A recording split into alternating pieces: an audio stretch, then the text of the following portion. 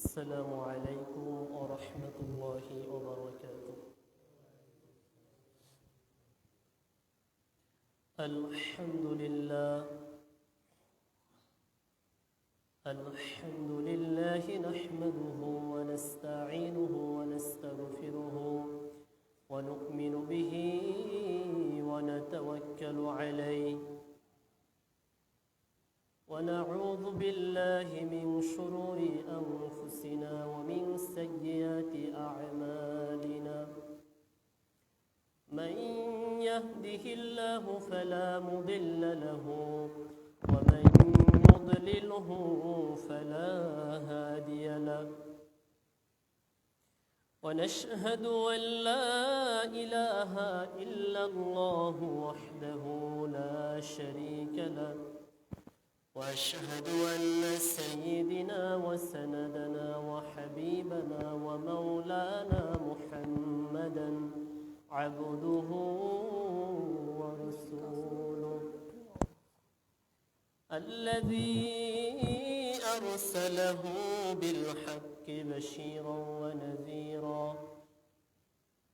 وداعيا إلى الله بإذنه وسراجا منيرا.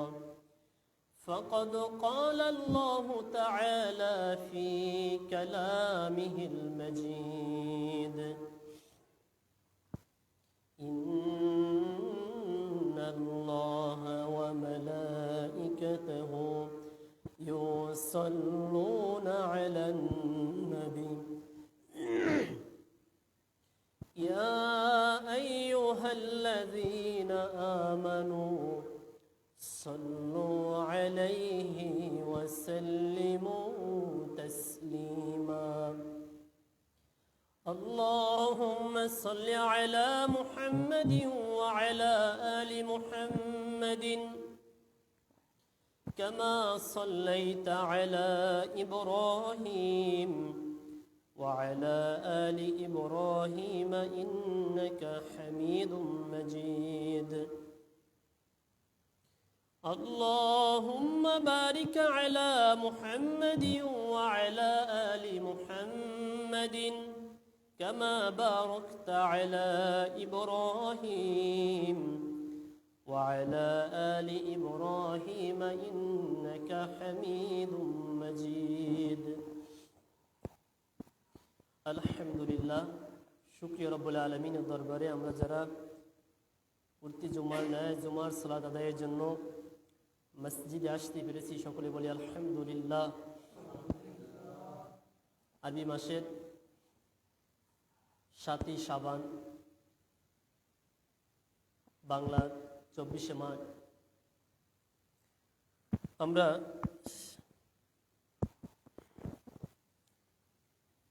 দুই জুমা যাবৎ আলোচনা শুনতেছিলাম যে আল্লাহ তাআলা আমাদের কোন কোন কাজকর্মের জন্য আযাব পাঠান। একটা হাদিসকে কেন্দ্র করে বেশ কিছু কথা আমরা শুনতেছিলাম। নবীজি মুহাম্মদ সাল্লাল্লাহু আলাইহি সাল্লাম বলেছেন, 5টি কাজ এমন আছে যাতে যদি জড়িয়ে পড়ো তোমরা, তাহলে তোমাদের খারাপ পরিণতির সম্মুখীন হতে হবে। এই পয়েন্টে 5টা বিষয়ে আমরা কথা বলতেছিলাম। 4র্থ পয়েন্ট গত জুমায় শেষ করেছিলাম। পয়েন্টগুলো হলো, যদি কোনো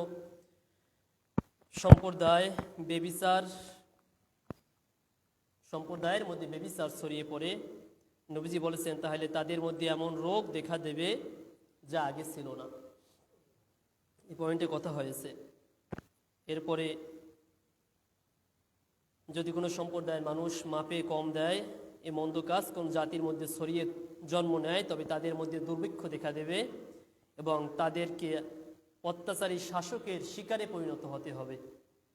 এই পয়েন্টও আমরা কথা বলেছি। যাকাত না দেওয়া 3য় পয়েন্ট। এই কাজ যদি কোনো সম্প্রদায়ের মধ্যে দেখা দেয়, তাদের উপর আকাশের বৃষ্টি বর্ষণ বন্ধ হয়ে যাবে। যদি সে অঞ্চলে পশু পাখি না থাকতো তবে আদৌ বৃষ্টি হতো না।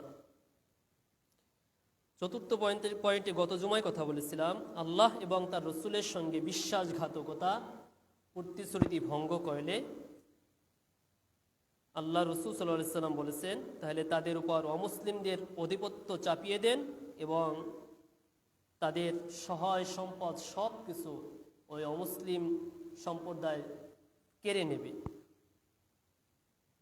আজকের পঞ্চম যে পয়েন্ট, যে 5টি কথা নবী সাল্লাল্লাহু আলাইহি সাল্লাম বলেছেন, এই 5টি কাজ যদি তোমাদের মধ্যে ছড়িয়ে পড়ে তাহলে তোমাদের উপর আল্লাহর আযাব নাজিল হবে। পঞ্চম পয়েন্ট হলো, আল্লাহর কোরআন অনুযায়ী শাসন কাজ না চালালে, শাসন পরিচালনা যদি কোনো মুসলমান না করে, তাহলে আল্লাহ তাআলা ওই সমাজের মধ্যে, ওই মুসলমানদের মধ্যে ভাঙ্গন তৈরি করে দিবেন এবং তাদের মধ্যে পরস্পরের মধ্যে লড়াই, একে অপরের মধ্যে তারা লড়াই লিপ্ত হবে।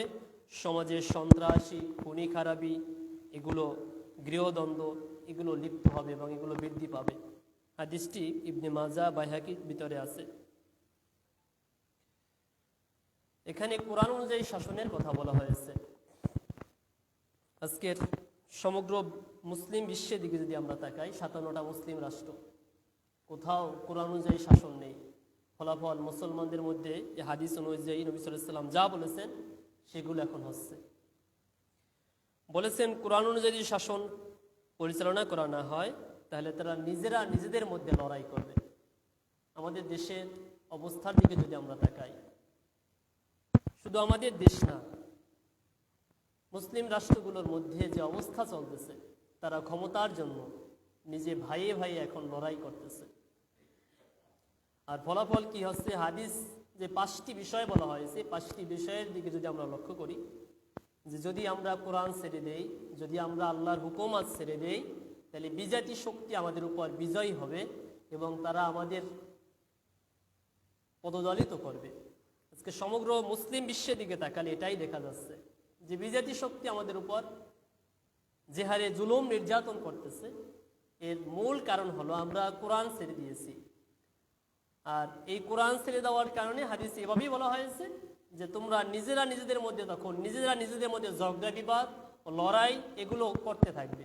আমাদের দেশে আমরা দেখি যে এক দল আর এক দলকে কিভাবে হেনস্থা করবে, কিভাবে দমিয়ে রাখবে, মেরে ধীরে যেভাবে হোক, এই লড়াই এখন মুসলমান লিপ্ত, আমাদের দেশের মুসলমানেরা লিপ্ত। আর হাদিসের পরক্ষণে বলা হয়েছে সমাজের মধ্যে, মুসলিম সমাজে ভাঙ্গন সৃষ্টি হবে। আজকের মুসলিম সমাজ, মুসলিম রাষ্ট্রগুলোর অবস্থা কি? এক রাষ্ট্র আমরা যদি এই অবস্থা দেখি, দেখা যাচ্ছে যে কোথাও কোনো মুসলমান সমাজ, কোথাও কোনো মুসলমান রাষ্ট্র যেখানে বিধর্মীদের দ্বারা হামলার শিকার হচ্ছে, কিন্তু দেখা যাচ্ছে যে পাশে মুসলমান থাকার পরেও, মুসলমান শক্তিশালী রাষ্ট্র থাকার পরেও তারা কিছু বলছে না। আমরা ফিলিস্তিনের অবস্থা দেখি, ফিলিস্তিনের চারপাশে মুসলমান রাষ্ট্র। আমি এই কথাটা আগেও বলেছি যে আফ্রিকা মহাদেশের মধ্যে অন্যতম একটি শক্তিশালী রাষ্ট্র, যার অস্ত্র শস্ত্র সব দিক থেকে, সেনা সৈন্য দিক থেকেও মিশর সবচেয়ে বড় একটি রাষ্ট্র, যার অনেক অস্ত্রশস্ত্র রয়েছে। বিপরীতে ইসরায়েলের মতো একটা ক্ষুদ্র রাষ্ট্র, যেটা আমাদের ছোট একটা বিভাগের সমান, সেই ক্ষুদ্র রাষ্ট্রটি ফিলিস্তিনের মতো একটা মুসলিম জাতিকে কিভাবে ধ্বংস করার জন্য উঠে পড়ে নেমেছে। কিন্তু বিশাল এক বৃহৎ মুসলিম রাষ্ট্র, শুধু মিশর একাই নয়, তার পাশে আমরা যদি ম্যাপ দেখি, ইসরায়েলের পাশে লেবানন, ইসরায়েলের পাশে মিশর, ইসরায়েলের পাশে সিরিয়া, ইসরায়েলের পাশে জর্ডান, এই সবগুলো মুসলমান রাষ্ট্র, তার চারদিক থেকে ঘেরা। এদিকে তুরস্ক, কিন্তু ফলাফল কি? ইসরায়েলের পাশে ইরাক, সিরিয়া, ইরান, এই রাষ্ট্রগুলো সবগুলো হলো ইসরায়েলের পাশাপাশি রাষ্ট্র। কিন্তু ফলাফল হলো যে মুসলমান তারা নিজেদের স্বার্থ নিয়ে ব্যস্ত, তারা তার ভাইয়ের যে করুণ পরিণতি, এটা দিকে কেউ তাকাচ্ছে না। আমাদের দেশের অবস্থাও তাই। আমরা যদি আমাদের দেশের মুসলমানদের অবস্থা দেখি, সারা পৃথিবীতে এটাই এভাবেই, তাহলে এই মুসলমানদেরকে 4 রকমে দেখা যায়। এক শ্রেণীর মুসলমান যারা নিজেও বাঁচতে চায় আর একজনকেও বাঁচানোর জন্য চেষ্টা করে। এক শ্রেণীর মুসলমান যারা শুধু নিজেই বাঁচবে, এটা কাফেরদের মধ্যেও আছে, যারা বিধর্মী তাদের মধ্যেও আছে। আমাদের মুসলমানদের ভিতরে এভাবে হওয়া উচিত ছিল না। অর্থাৎ আমরা এটাকে যদি এভাবে বলি যে আল্লাহওয়ালা সমাজকেন্দ্রিক মুসলমান, এক শ্রেণী আছে যারা আল্লাহওয়ালা আত্মকেন্দ্রিক মুসলমান, আর এক শ্রেণী হলো দুনিয়াদার সমাজকেন্দ্রিক মুসলমান, আর এক শ্রেণী হলো দুনিয়াদার আত্মকেন্দ্রিক মুসলমান। এখন আল্লাহওয়ালা সমাজকেন্দ্রিক এরকমের মুসলমান খুঁজে পাওয়া খুবই দুষ্কর। নিজে দিন ধর্ম মানে, নিজে জাহান্নাম থেকে বাঁচতে চায় এবং অপরকেও বাঁচানোর চেষ্টা করে, এ শ্রেণী আমাদের মাঝে খুবই কম। আর যার কারণে আমাদের দেশে বাস্তব অবস্থার দিকে তাকালে মনে হবে যে আমাদের ইসলাম ব্যক্তিকেন্দ্রিক, আমাদের ব্যক্তি পর্যায়ে ইসলাম আছে, কিন্তু সমাজে ইসলাম নেই। এখন আল্লাহওয়ালা সমাজকেন্দ্রিক যারা, তারা নিজে যেমন বাঁচতে চায় জাহান্নামের আগুন থেকে, তার অপর ভাইকেও জাহান্নামের আগুন থেকে বাঁচানোর সে চেষ্টা করে। আল্লাহওয়ালা আত্মকেন্দ্রিক এ শ্রেণী আমাদের মসজিদের মধ্যেও আছে। আমরা ভুরে ভুরে, মানে আমরা যদি এখানে 50 জন থাকি, এখানে যদি 100 জন 200 জন লোক নামাজ পড়ি, এই 200 জনের ভিতরে 5 জন খুঁজে পাওয়া যাবে না যারা আল্লাহওয়ালা সমাজকেন্দ্রিক। কিন্তু হিসাব যদি আমরা করি দেখা যাবে যে এখানে 4টা শ্রেণীর কথা আমি বলেছি। একটা হলো আল্লাহওয়ালা সমাজকেন্দ্রিক, আল্লাহওয়ালা আত্মকেন্দ্রিক, দুনিয়াদার সমাজকেন্দ্রিক, দুনিয়াদার আত্মকেন্দ্রিক। এই 4 শ্রেণীর ভিতরে 3 শ্রেণী জাহান্নামে যাবে, আর এক শ্রেণী যারা কেবল মুক্তি পাবে। সেই মুক্তিপ্রাপ্ত দল হলো আল্লাহওয়ালা সমাজকেন্দ্রিক। আল্লাহ তাআলা কোরআনের মধ্যে বলেছেন, কু আনফুসাকুম ওয়া আহলিকুম নারা, তোমরা নিজে আগুন থেকে বাঁচো এবং তোমাদের আহল পরিবার এরা যারা আছে এদেরকেও আগুন থেকে বাঁচাও। কিন্তু আমরা এই চিন্তা কেউই করি না।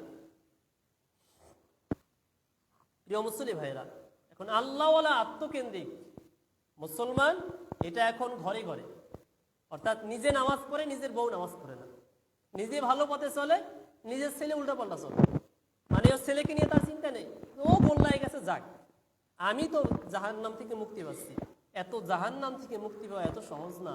আপনি যদি একটিবারের জন্য আপনার সন্তান, আপনার অধীনস্থ, আপনার আপনজন, কাছের মানুষ, আপনার একই বাড়ির মধ্যে যারা থাকে তাদের যদি আপনি দাওয়াত না দেন, তাদেরকে যদি আপনি বলেন নিজে নামাজ পড়েন, তাকে যদি নামাজের দাওয়াত না দেন, নিজে একটা ভালো কাজ করছেন তাকে যদি ভালো কাজের উৎসাহিত না করেন, আপনাকে ওই জন্য আল্লাহর আদালতে দাঁড়াতে হবে যে তুমি নিজে নামাজ পড়েছিলে, তুমি নিজে জাহান্নাম থেকে মুক্তি পাওয়ার চেষ্টা করেছিলে, তোমার পাশে যে সলিমুদ্দি আছে, আব্দুর রহিম আছে, তাকে তুমি বাঁচানোর জন্য কতটুকু চেষ্টা করেছিলে, প্রশ্ন করা হবে। এই ক্ষেত্রে আলেমরা এগিয়ে থাকবে না, আলেমরা চেষ্টা করছে, তারা নিজে না পালন করছে আর একজনকে বলছে। এখন আপনি আপনার ইসলাম নিয়ে কতটুকু চেষ্টা করছেন? এখন আমি এটা বোঝানোর জন্য এতদূর আসলাম যে আল্লাহওয়ালা সমাজকেন্দ্রিক, আল্লাহওয়ালা আত্মকেন্দ্রিক। আমরা অনেকেই নামাজ পড়ি কিন্তু নিজের ঘরের যে মানুষগুলো আছে তারা নামাজ পড়ে না। তাহলে আমি কি আল্লাহওয়ালা সমাজকেন্দ্রিক হলাম না আত্মকেন্দ্রিক হলাম? আমি আত্মকেন্দ্রিক হলাম। এখন এই আল্লাহওয়ালা আত্মকেন্দ্রিক মানুষগুলো আল্লাহর জান্নাতে যাবে না। উদাহরণ, বুখারীর একটা হাদিস, জিবরাইল আলাইহিস সালামকে একবার বলা হলো যে তুমি অমুক জমিনটি উল্টিয়ে দিয়ে আসো। পূর্বের এক জমানায়, সম্ভবত বনি ইসরাইলের যুগে বলা হলো যে তুমি অমুক জমিনকে উল্টিয়ে দিয়ে আসো। আল্লাহ আদেশ করলেন, জিবরাইল আলাইহিস সালাম আসলেন জমিন উল্টানোর জন্য। ওই জমিনের মধ্যে জিবরাইল আলাইহিস সালাম এসে দেখলেন যে ওখানে একজন আল্লাহওয়ালা মানুষ, আল্লাহওয়ালা বুজুর্গ মানুষ, যিনি আল্লাহর ইবাদতের মধ্যে দিন রাত সর্বক্ষণ নিজেকে ব্যস্ত রাখতেছেন। তিনি উল্টালেন না, না উল্টিয়ে আল্লাহ তাআলার কাছে গেলেন যে আল্লাহ, ওখানে তো তোমার একজন আবেদ, তোমার ইবাদতকারী একজন মানুষ আছে। আল্লাহ বললেন তাকে সহ জমিন উল্টে দিয়ে আসো। তাকে সহ, ওই আল্লাহওয়ালা বান্দা সহ তুমি জমিন উল্টে দিয়ে আসো। কেন? তার কারণ হলো ওই সমাজের মধ্যে সব মানুষ উল্টাপাল্টা অশ্লীল কাজ সব কিছুর মধ্যে ব্যস্ত। ওই লোক নিজেই জান্নাতে যাবে, নিজেই একমাত্র সারাক্ষণ আল্লাহর ইবাদতের মধ্যে মশগুল, দুনিয়ার কোনো খোঁজ খবর নেই। আদেশ হলো যে তাকে সহ জমিন উল্টেই দাও, পরবর্তীতে ওই তাকে সহই জমিন উল্টানো হলো। ওই লোকটা ছিল আল্লাহওয়ালা কিন্তু ছিল আত্মকেন্দ্রিক। লোকটা ছিল আল্লাহওয়ালা কিন্তু আসলে ছিল আত্মকেন্দ্রিক। তার আশপাশ সব মানুষগুলো অশ্লীল খারাপ কাজের মধ্যে লিপ্ত, তারা সব জাহান্নামে যাচ্ছে, সে একা শুধু নিজেকে নিয়ে ব্যস্ত। প্রিয় মুসলিম ভাইয়েরা, এরপরে আরো দুটা পয়েন্ট আমি বলেছি, আল্লাহওয়ালা সমাজকেন্দ্রিক, আল্লাহওয়ালা আত্মকেন্দ্রিক, তৃতীয় হলো দুনিয়াদার সমাজকেন্দ্রিক। এই দুনিয়াদার সমাজকেন্দ্রিক আমাদের দেশে ভুরে ভুরে অভাব নেই। আপনি একটা লোক দিন ধর্ম মানে না, সে যদি বিধর্মীয় হয়, তার কাছে গিয়ে আপনি বলবেন, ভাই আমার এই সমস্যা, একটু সাহায্য করতে, কিছু না হলেও আপনাকে 500-1000 টাকা হাতে ধরেই দেবে। এখন এই দুনিয়াদার সমাজকেন্দ্রিক যারা, তারা যদি নামাজ কালাম ধর্মকর্মও করে, ওই দেখা যাচ্ছে যে শ্বশুর বাড়ি গেল, নামাজ না পড়লে কেমন হয়। এরপরে কুরবানির সময় সবাই কুরবানি দিচ্ছে, আমার অনেক টাকা আছে, আমি কুরবানি না দিলে কেমন হয়। অর্থাৎ সমাজের মানুষ দেখবে যে সে কুরবানি দিচ্ছে। এই যে দুনিয়াদার সমাজকেন্দ্রিক মানুষগুলো, এদের সারাক্ষণ চিন্তায় থেকে সমাজ নিয়ে, কিন্তু উদ্দেশ্য একমাত্র আল্লাহ বাদে দুনিয়ার সব মানুষকে খুশি করা। অথচ আল্লাহ বলছেন, কুল ইন্না সলাতি ওয়া নুসুকি ওয়া মাহইয়ায়া ওয়া মামাতি লিল্লাহি রাব্বিল আলামিন, যে বলো আমার নামাজ, আমার রোজা, আমার জীবন, ইন্না সলাতি নিশ্চয়ই আমার নামাজ, ওয়া নুসুকি আমার কুরবানি, ওয়া মাহইয়া আমার জীবন, ওয়া মামাতি আমার মৃত্যু, লিল্লাহি রাব্বিল আলামিন একমাত্র আল্লাহ তাআলার জন্য। এখন আল্লাহ আমাদের বলে দিলেন এই কথা। এখন আমরা যদি আমাদের এই কাজ কর্ম, কুরবানি, আমাদের জীবন মরণ, এগুলো যদি আমরা দুনিয়ার জন্যই করে থাকি, তাহলে এই দুনিয়াদার সমাজকেন্দ্রিক হওয়ার কারণে আমার এই আমল যদি ভালো হয়, তাও আমি জান্নাতে যেতে পারবো না। তার কারণ হলো আমার উদ্দেশ্য আল্লাহ তাআলার সন্তুষ্টি নয়, আমার উদ্দেশ্য লিল্লাহিয়াত নয়, মানে আল্লাহ তাআলাকে পাওয়ার উদ্দেশ্য নয়। আমার উদ্দেশ্য হলো দুনিয়ায় কিভাবে আমি অনেক কিছু করব, দুনিয়ার মানুষ আমাকে বাহবা দিবে, এটাই আমার উদ্দেশ্য। মুসলিমের একটা হাদিস, যেখানে বলা হয়েছে হাসরের ময়দানে যখন বিচার কাজ হবে, আল্লাহ তাআলা সর্বপ্রথম একজন আলেমকে ডাকবেন, কোরআনের হাফেজকে ডাকবেন, কোরআন জানতে এমন মানুষকে ডাকবেন। সর্বপ্রথম একজন কোরআন জানলেওয়ালা একটা মানুষকে ডাকবে। তাকে জিজ্ঞেস করা হবে যে তুমি আমার এই নিয়ামত পেয়ে, দুনিয়ায় তুমি আমার অসংখ্য নিয়ামত পেয়েছিলে, তুমি এই নিয়ামতের সন্তুষ্টি হিসেবে তুমি কি করেছো? বলবে আল্লাহ আমি কোরআন নিজে শিখেছি আর একজনকেও শিখিয়েছি। আল্লাহ বলবে তুমি মিথ্যা বলেছো। মুসলিমের হাদিস, সহিহ মুসলিমের হাদিসে, তুমি মিথ্যা বলেছো। তখন তুমি, আল্লাহ বলবেন যে তুমি এই কাজগুলো এই জন্য করেছিলে মানুষ যেন তোমাকে অনেক বড় জানলেওয়ালা, অনেক বড় আলেম, তুমি একজন জ্ঞানী, এগুলো তোমাকে যেন মানুষ বলে। আরো যা আছে সেগুলো তোমার দুনিয়াতেই প্রতিফলিত হয়েছে, তুমি পেয়ে গেছো। ফেরেশতারা আদেশ করা হবে ফেরেশতাদেরকে যে তোমরা ওকে জাহান্নামে নিক্ষেপ করো, সঙ্গে সঙ্গে তারা জাহান্নামে নিক্ষেপ করবে। দ্বিতীয় অথবা তৃতীয় একজন দানবীর, যে দান করতেছিল, অনেক দান করত, তখন বলবে আল্লাহ তাআলা বলবেন তুমি আমার নিয়ামতের শুকরিয়া স্বরূপ দুনিয়াতে কি আমল নিয়ে এসেছো আমার কাছে? সে বলবে আল্লাহ আমার যা ছিল আমি অনেক দান সদকা করেছি। বলবে এগুলো তুমি আমার জন্য করো নাই, এগুলো মানুষ যেন তোমাকে দানবীর বলে, তোমাকে আরো যা আছে এগুলো বলে, এই জন্য তুমি করেছো, তোমার ওটা দুনিয়াতেই প্রতিফলিত হয়েছে। ফেরেশতাদেরকে তাকেও জাহান্নামে নিক্ষেপের কথা বলা হবে। তৃতীয় একজন লোক দিন ধর্ম প্রতিষ্ঠার জন্য, দিন প্রতিষ্ঠার জন্য যুদ্ধরত অবস্থায় ছিল, যুদ্ধ লড়াই করত। এখন সে যখন মরে যাবে, আল্লাহ তাআলা মরে যাওয়ার পর হাসরের ময়দানে বিচার কাজ যখন শুরু করবে, তখন জিজ্ঞেস করবে তুমি কি জন্য দুনিয়াতে কি নিয়ামত, আমার যে তোমাকে নিয়ামত দিয়েছিলাম, তুমি আমার সেই নিয়ামতের শুকরিয়া স্বরূপ কি কি কাজ করেছিলে?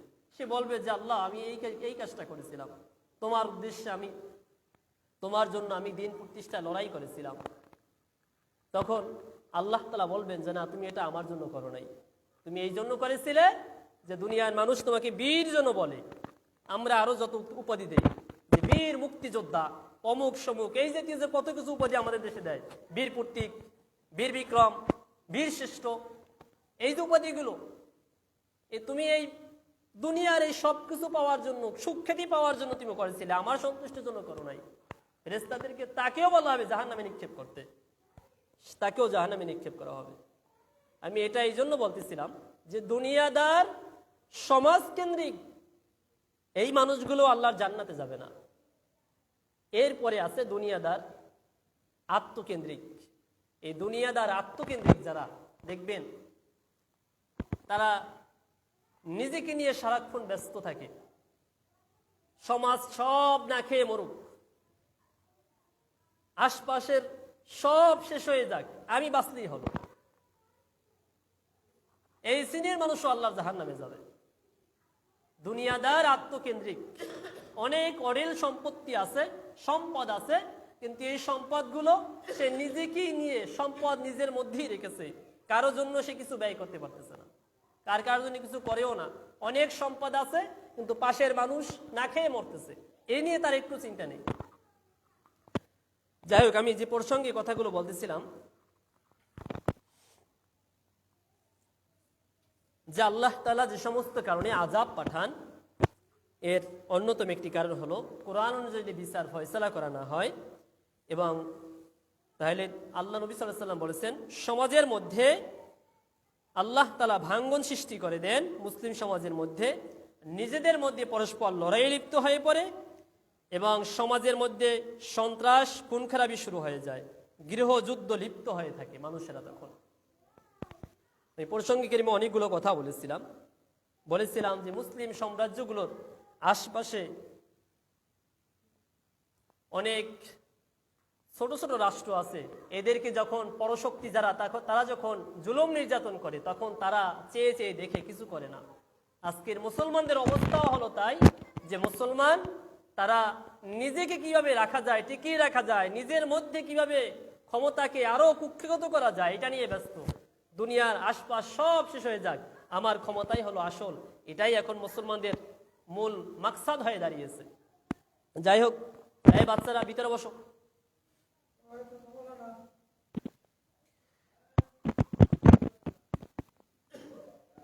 এরপরে নবী সাল্লাল্লাহু আলাইহি ওয়াসাল্লাম আরেকটা হাদিস, নবী সাল্লাল্লাহু আলাইহি ওয়াসাল্লাম বলেছেন, উম্মতের জন্য ভূমিধস, চেহারা বিকৃতি এবং পাথর বর্ষণের আযাব রয়েছে। ভূমিধস এগুলো হচ্ছে এখন, চেহারার বিকৃতি এগুলো এখনো দেখা যায় না ওভাবে। পাথর বর্ষণের আযাব রয়েছে। অনেক মুসলিম ব্যক্তি তখন বললেন, ইয়া রাসূলুল্লাহ, কখন হবে তা? তিনি বললেন, যখন গায়িকা, বাদ্যযন্ত্র এগুলো বিস্তার ঘটবে এবং মদ পান দেখা দিবে। যে কথাগুলো বলা হয়েছে সবগুলো এখন চলতেছে। গায়িকা, বাদ্যযন্ত্রের বিস্তার হচ্ছে না এখন, বাদ্যযন্ত্র, গায়িকা, মদ পানের বিস্তার লাভ ঘটবে, সবগুলো ঘটেছে। তিরমিজির হাদিস এটি। যে উম্মতের জন্য নবী সাল্লাল্লাহু আলাইহি ওয়াসাল্লাম বললেন ভূমিধস মানে ভূমিকম্প, এরপরে মাটির নিচে ভূমি ডেবে যাবে। দেখা যাচ্ছে যে মাটির একটা স্তর আছে, কোনো জায়গায় 5 হাত 10 হাত, কোনো জায়গায় পুরো মাটির নিচে 20 হাত ঢুকে গেছে। এই যে ভূমিধস এগুলো হবে। এরপরে বলা হয়েছে চেহারার বিকৃতি। চেহারার বিকৃতি এভাবে খুব কম পাওয়া যায়, তবে এখন দেখা যাচ্ছে কিছু সময়, অনেক সময় অনেক ছোট ছোট বাচ্চা জন্মগ্রহণ করছে, যাদের ছোট শিশুদের চেহারা যেমন হওয়ার কথা ছিল সেভাবে নেই। চেহারা দেখা যাচ্ছে যে একেবারে সেই বৃদ্ধ মানুষের চেহারা নিয়ে জন্মগ্রহণ করেছে। এই চেহারার বিকৃতি। পাথর বর্ষণের আযাব, আকাশ থেকে আল্লাহ তাআলার হুকুমে পাথর পড়বে। এগুলো কখন দেখা দেবে? নবী সাল্লাল্লাহু আলাইহি ওয়াসাল্লাম বললেন, যখন গায়িকা, বাদ্যযন্ত্রের বিস্তার ঘটবে এবং মদ পান দেখা দিবে। আজকের গায়িকা, এখন আফসোসের বিষয় হলো যে আমাদের সন্তানদেরকে আমরা অনেকে ইচ্ছে করে খুশি মনে নাচ শিখাই। নায়িকা বানাবো। নায়িকা, লজ্জা লাগে না, শরম লাগে না? মুসলমানের মেয়ে কিভাবে নায়িকা হয়? আপনার মেয়ে নাচবে আর আপনার মনে খুব তৃপ্তি লাগবে। এটা যদি কোনো মুসলমানদের মনের মধ্যে এমন তৃপ্তি লাগে, মনে রাখবেন আপনি মুসলমান হতে পারেন, কিন্তু আপনি আবু জাহেলের উত্তরসূরি। আবু জাহেল ছিল মূর্খদের পিতা। আবু মানে পিতা, আবু মানে পিতা, জাহেল মানে মূর্খ, মূর্খদের পিতা। আবু জাহেলের নাম আবু জাহেল ছিল না, আবু জাহেলের নাম ছিল আবুল হেকাম। মানে হেকাম মানে হলো বুদ্ধিমান, আর আবু মানে পিতা, বুদ্ধিমানের পিতা। ওর নাম আবু জাহেল কেন রাখলো? আবু জাহেল রাখলো এই জন্য যে নবীজি মুহাম্মদ সাল্লাল্লাহু আলাইহি ওয়াসাল্লাম যখন কোরআনের কথাগুলো বলতেছিল, কোরআনের যখন ওহীগুলো নাজিল হচ্ছিল, আবু জাহেলের কাছে যখন এই কোরআনের কথাগুলো বলা হলো, ফেলে দিয়েছেন তো, মানুষের জ্ঞান নেই, ওখানে দাঁড়াই আছে। এখন আবু জাহেল যখন এই কোরআনের এই কথাগুলো মানলো না, কোরআনকে সে যখন তুচ্ছ তাচ্ছিল্য করতে শুরু করলো, কোরআনকে মিথ্যা প্রতিপন্ন করতে শুরু করলো, তখনই সেই সমাজের মানুষেরা যারা কোরআনওয়ালা ছিল, তারা তার আবুল হেকামের পরিবর্তে আবু জাহেল উপাধি দিয়ে দিল। যাই হোক, এখন আপনার সন্তান নায়িকা হবে আর আপনি এটা নিয়ে গর্ব করতেছেন। লজ্জা আমাদের উঠে গেছে। আর হাদিসে এটাই বলা হয়েছে, যখন মানুষের লজ্জা না থাকে, যার লজ্জা নেই তার ঈমান নেই। আর ঈমান যখন মানুষের না থাকে, তখন যা মনে চায় তাই করতে পারে। যাই হোক প্রিয় মুসলিম ভাইরা, আমরা আমাদের এই চিন্তা চেতনা কারোর মধ্যে থাকলে তওবা তিল্লা করে আজই সোজা হয়ে যায়। আপনার সন্তান কোরআনের হাফেজ হবে, এটা গর্বের। আপনার সন্তান একজন ভালো আলেম হবে, এটা অনেক গর্বের। আপনার সন্তান কোরআন জানে, এটা অনেক গর্বের। কিন্তু আপনার সন্তান স্কুলে গিয়ে, কলেজে গিয়ে নাচতেছে, নেচে নেচে পুরস্কার আনতেছে, এই পুরস্কার যদি আপনি দেখে মনে আনন্দ পান, মনে রাখবেন যে আপনার মধ্যে ঈমান যা ছিল সব শেষ, আপনার নামাজ রোজা সব বরবাদ হয়ে গেছে। আমরা আমাদের এই অবস্থা, আমাদের এই মন মানসিকতা পরিবর্তন করি। যাই হোক, এরপরে বলা হয়েছে এই ভূমিধস চেহারা বিকৃতি কখন হবে? যখন গায়ক গায়িকা এগুলো বৃদ্ধি পাবে। দ্বিতীয় বলা হয়েছে যখন বাদ্যযন্ত্রের বিস্তার ঘটবে। বারবার এগুলো বলা হয়, বাদ্যযন্ত্র। আমরা বাদ্যযন্ত্রকে খুব ভালোবাসি, সবাই না। মানে একটা অনুষ্ঠান হবে, অনুষ্ঠানে বাদ্যযন্ত্র লাগবেই, না হলে হবে না। আর এমন সব বাদ্যযন্ত্র ওখানে বাজানো হয়, নাচানাচি, কোদাকুদি, এমন অবস্থা তৈরি হয় যে আশপাশে যারা ঘরের ভিতরে থাকে, কোনো অসুস্থ লোক যার হার্টে সমস্যা আছে, যে অসুস্থ তার অসুস্থতা বেড়ে যাবে, যার হার্টে সমস্যা আছে সে হার্ট অ্যাটাক করবে। ধুম ধুম ধুম ধুম কি শুরু করে দিয়েছে, মনে হচ্ছে যেন বলতেছে আজাব আজাব, গজব গজব, থাম থাম, এটা বলতেছে। আমরা ওইটা বাজাচ্ছি, আর ওর সাথে আমাদের ছেলেমেয়েরা খুব মজা করে নাচতেছে। লজ্জা লাগে না, শরম লাগে না? আপনার সন্তান ওরকম সহসা মানুষের সামনে যেয়ে নাচতেছে, আর আপনি মনে তৃপ্তি নিচ্ছেন। আপনার ঈমান কোথায়? আপনি কিসের মুসলমান? আপনি বেহায়া শয়তান। যে কাজগুলো বিধর্মীরা করবে সেগুলো এখন আমরা করতেছি। আমি জানি আমার এই কথাগুলো কারো গায়ে লাগবে, কারো ভালো লাগবে, কিন্তু এই কথা আমার বলতে বাধ্য। এখন আমরা এগুলোকে, গতকালকে এখানে অনুষ্ঠান ছিল, আমি স্কুলে অনুষ্ঠান তারা করতেই পারে, এটা ইচ্ছা স্বাধীনতা। বাংলাদেশ একটা গণতান্ত্রিক রাষ্ট্র, এখানে প্রত্যেকটা মানুষের ইচ্ছা স্বাধীনতা আছে। সে ইচ্ছা করলে যা কিছু করতে পারে, ইচ্ছা করলে মানুষকে মারতে পারে। এটা কোন গণতন্ত্র? আবার যে গণতন্ত্রে মানুষের অধিকার কেড়ে নেয় সেটা গণতন্ত্র হতে পারে না, সেটা হতে পারে স্বৈরতন্ত্র। আপনার আমার অধিকার যদি কেড়ে নেয়, রাত 12টা পর্যন্ত, আপনি 1টা পর্যন্ত সারা রাত গান বাজাবেন, আর এমন সব গান, এমন সব শব্দ, দাম দাম শব্দ, ঘুম তো শুধু দূরের কথা, বিছনায় মাথা দিলে মনে হয় মাথা ফেটে বালিশের উপরে লাফাচ্ছে, ফুটবলের মতো মাথা লাফাচ্ছে। এমন সব বাজনা, এমন সব বাদ্যযন্ত্র আমরা বাজাচ্ছি। নবীজি বললেন যে এই সমস্ত কাজকর্মে যারা লিপ্ত হবে তাদের জন্য ভূমিধস অপেক্ষা করেন।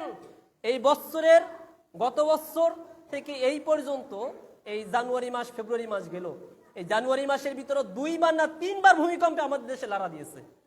তাও 5 দশমিক কত মাত্রার ছিল। যখন এই 5 দশমিক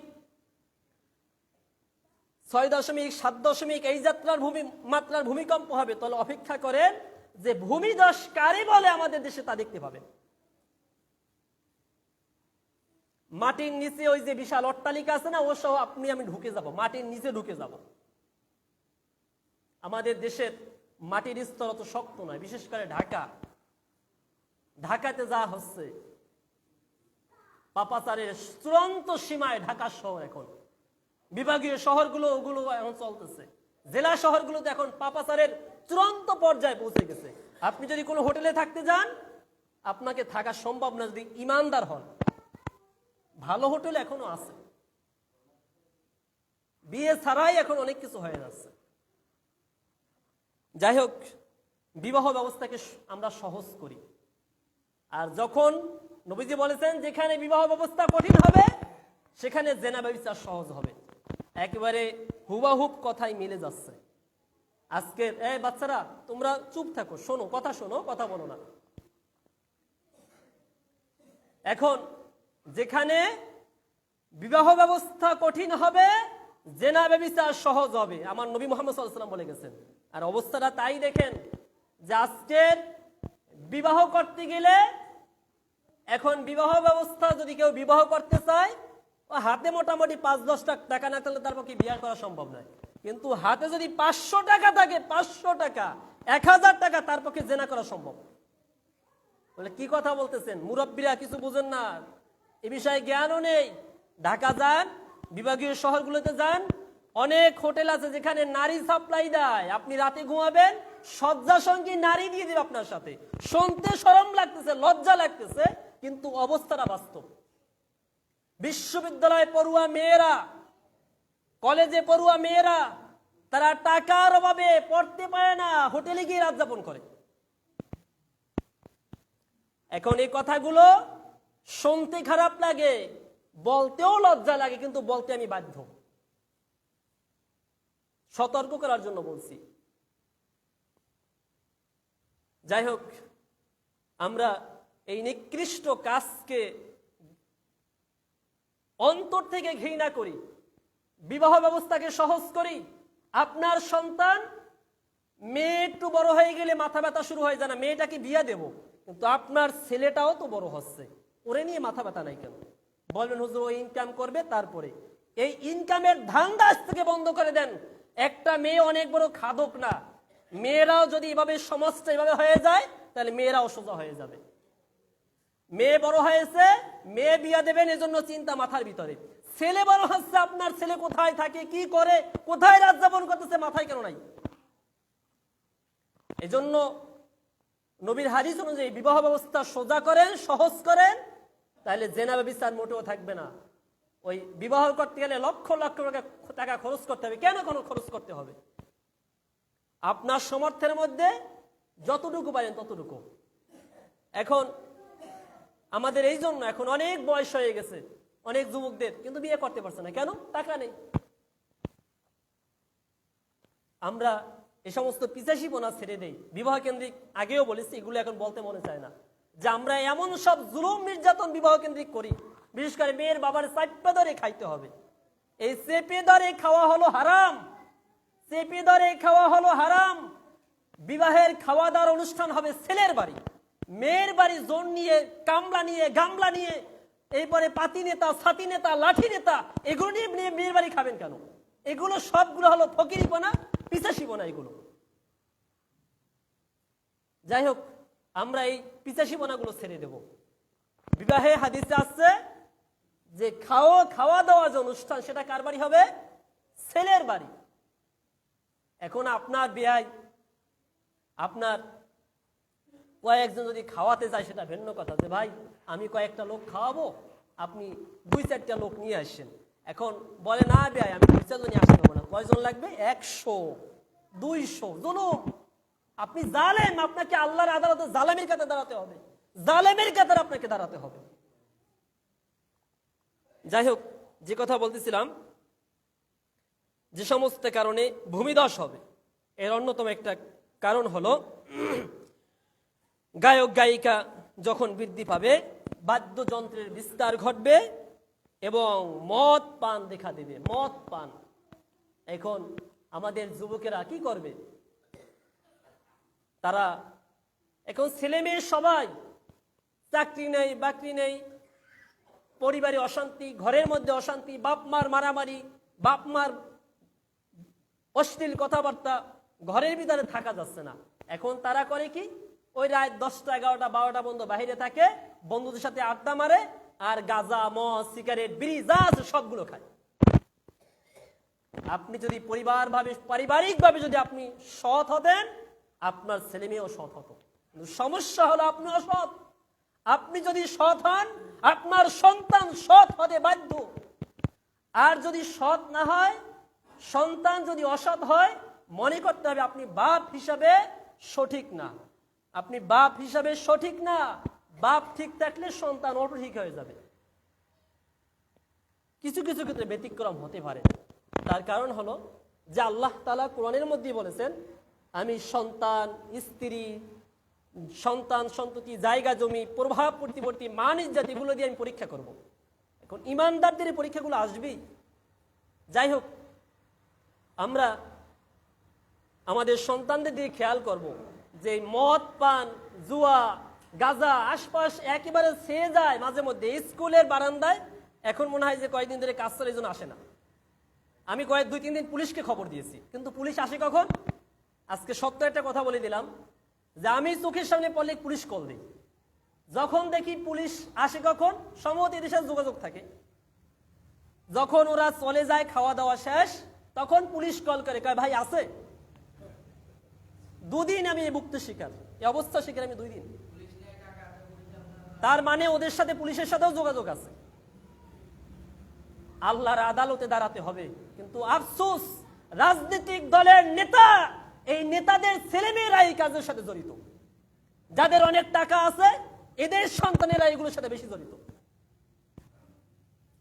আগেরকার সরকার, আওয়ামী লীগ সরকারের কোনো বাধ্যবাধকতা ছিল না, যা মনে চায় তাই করেছে। পুরো দেশটার 12টা বাজাই দিয়েছে, আমাদের শিক্ষা ব্যবস্থা শেষ করে দিয়েছে। আমি রাজনীতি বক্তব্য দিচ্ছি না, কিন্তু বাস্তব যে বিষয়গুলো কি হয়েছে, এগুলো আমাদের সন্তানদের অবস্থা কি? আর এগুলো যখন এগুলো আলেম বলছে, হুজুর চুপ থাকেন, এগুলো বলবেন না, ওনার গায়ে লাগতেছে। আফসোস, আফসোস যে আমাদের সন্তানেরা শেষ। আর একটা জাতিকে ধ্বংস করার জন্য এই মদের মতো একটা নিষিদ্ধ, একটা হারাম, এই জিনিসকে ধরিয়ে দিলেই যথেষ্ট। পার্শ্ববর্তী 2টা রাষ্ট্র, একটা হলো ইন্ডিয়া আর একটা হলো মায়ানমার। এক রাষ্ট্র ইন্ডিয়া থেকে আসে ফেন্সিডিল, মদ, ড্রাগ, এই জাতীয় জিনিসগুলো, আর ওখান থেকে আসে, মিয়ানমার থেকে আসে গিয়ে ইয়াবা। এই ইয়াবা প্রধান ছিল আওয়ামী লীগের সাবেক এমপি বদি, যাকে বলা হতো ইয়াবা বদি। তাকে কিছুই করা হলো না। যাই হোক, আফসোস লাগে, এগুলো বলতে ভালো লাগে না। অনেক সময় মনে হয় যে আমি রাজনীতি বক্তব্য দিচ্ছি, অনেকে বলতে পারেন, কিন্তু আফসোস এটাই আমাদের যে আমরা আমাদের এই সমাজটাকে সংশোধন করতে পারলাম না। এখানে মদ, মাদক দ্রব্য ছেয়ে গেছে।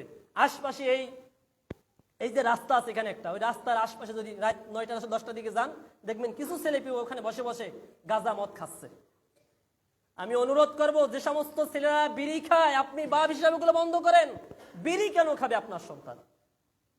যে আজকের আর বিষয়ে বলবো না, মদ বিষয়ে আগামী সময় সুযোগ থাকলে বলবো। যে কথাগুলো বললাম, আল্লাহ তাআলা আমাদের সবাইকে আমল করার তৌফিক দান করে, বলেন আমিন। যদি কেউ আমার কথায়, আমি কাউকে উদ্দেশ্য করে কোনো কথা বলি নাই, যদি কষ্ট পেয়ে থাকেন ক্ষমা সুন্দর দৃষ্টিতে দেখবেন। আসসালামু আলাইকুম ওয়া রাহমাতুল্লাহি ওয়া বারাকাতুহু।